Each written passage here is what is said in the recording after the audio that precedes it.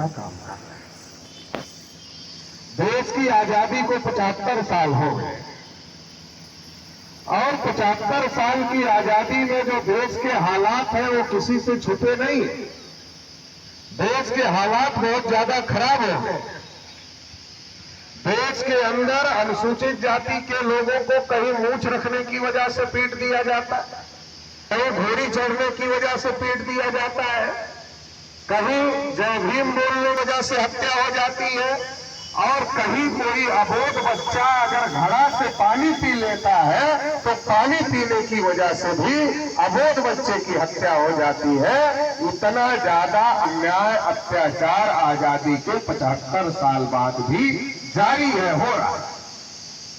मैं सोनभद्र गया था तो मुझे आदिवासी लोग मिले जो जंगलों में रहते। वो कहने लगे, पटेल जी हमको तो सरकार ने नोटिस दे दिया है कि घर खाली कर दो, जंगल खाली कर दो।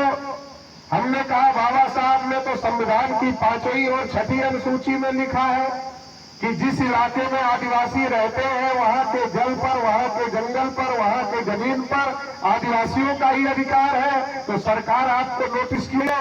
उन्होंने कहा सर कह रही है आपके रहने से जंगल को नुकसान होता है, इसलिए आप जंगल छोड़कर चले जाओ।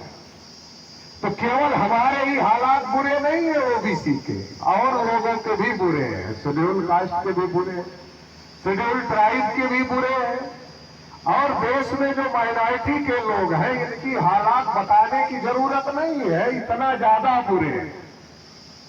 क्योंकि ओबीसी शेड्यूल कास्ट के लिए कोई नेता बोलता भी है कि इनका विकास करना है। मुसलमान के लिए तो कोई पॉलिटिकल पार्टी बोलने के लिए ही तैयार नहीं कि इनके विकास की कोई जरूरत है। चौराहे पर 2-4 गुंडे इकट्ठा होकर पीट लेते हैं, कहते मॉब लिंचिंग हो गई। ये भी देश में चल रहा है। आपके यहां से लखनऊ ज्यादा दूर नहीं है, कोर्ट कचहरी भी सुरक्षित नहीं बचे। अब तो जज साहब को नीचे छुपना पड़ता है कहीं हमें गोली न लग जाए, इतना ज्यादा हालात खराब हो गए। मतलब जज साहब ही छुप रहे हैं मेज के नीचे, गोली हमें न मार दे कोई।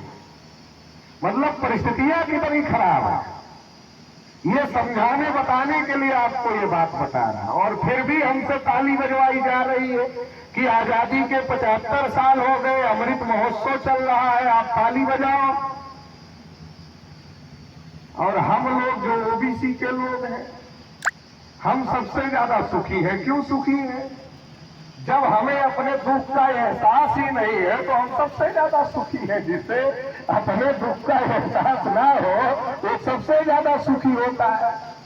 इसलिए कबीर साहब कहते थे कि सुखिया ये संसार है, खाए और सोए, और दुखिया दास कबीर है, जागे और रोए। तो जो रो रहे हैं, जो जाग रहे हो, रो रहे हो, यहाँ इकट्ठा है, और बाकी